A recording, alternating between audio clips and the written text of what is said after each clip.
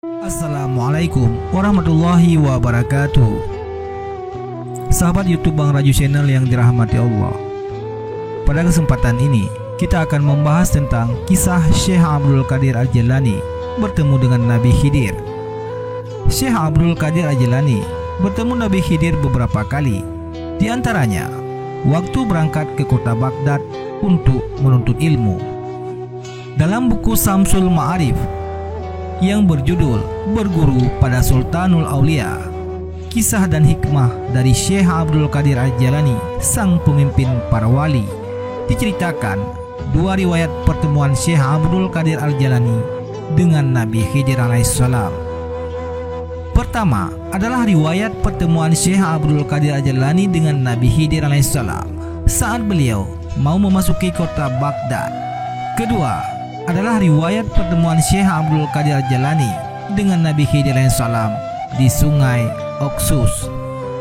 Dalam video ini saya akan membahas tentang pertemuan Syekh Abdul Qadir Al-Jailani dengan Nabi Khidir alaihissalam saat beliau akan memasuki kota Baghdad untuk belajar atau menuntut ilmu. Ada dua versi dalam cerita ini yang ditulis Samsul Ma'arif dalam bukunya. Versi pertama diceritakan sewaktu usia Syekh Abdul Qadir Al-Jailani masih muda. Beliau sudah meninggalkan kampung halamannya di Jilan, menuju perantauan mencari ilmu di kota Baghdad.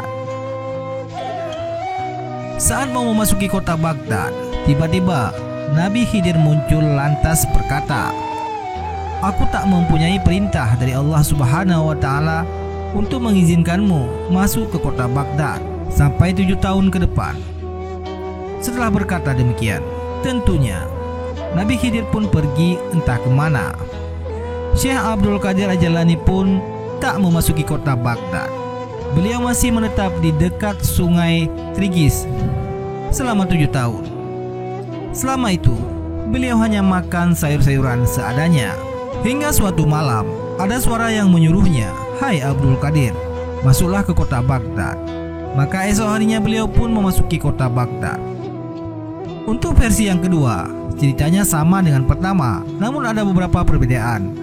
Saat mau memasuki pintu gerbang kota Baghdad, tiba-tiba ada Nabi Khidir yang datang menemuinya dan berkata, "Duduklah kamu di tempat ini dan jangan beranjak sedikit pun hingga aku datang kembali menemui kamu."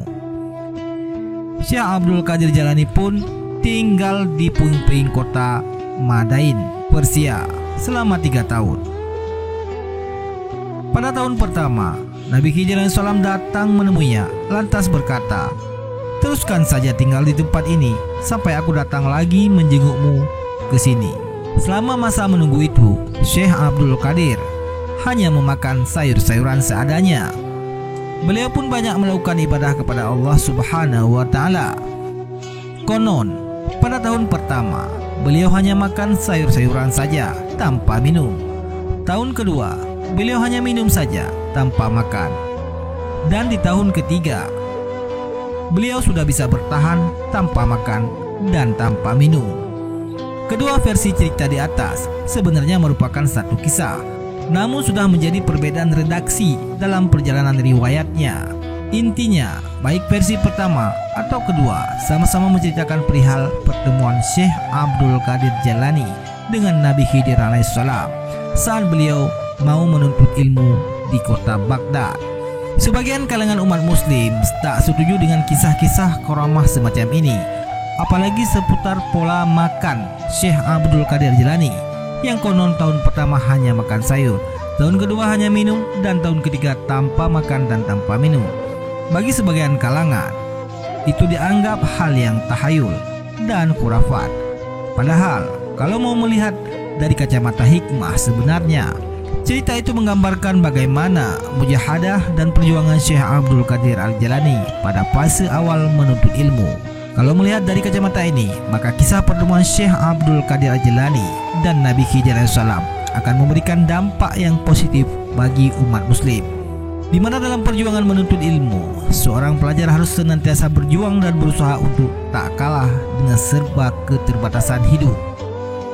Selain kisah ini, masih banyak lagi, amat banyak kisah karamah para wali yang juga Kalau melihatnya dengan kacamata hikmah, tentu bisa menjadi pelajaran hidup plus motivasi untuk meningkatkan ketaatan kepada Allah Subhanahu wa taala.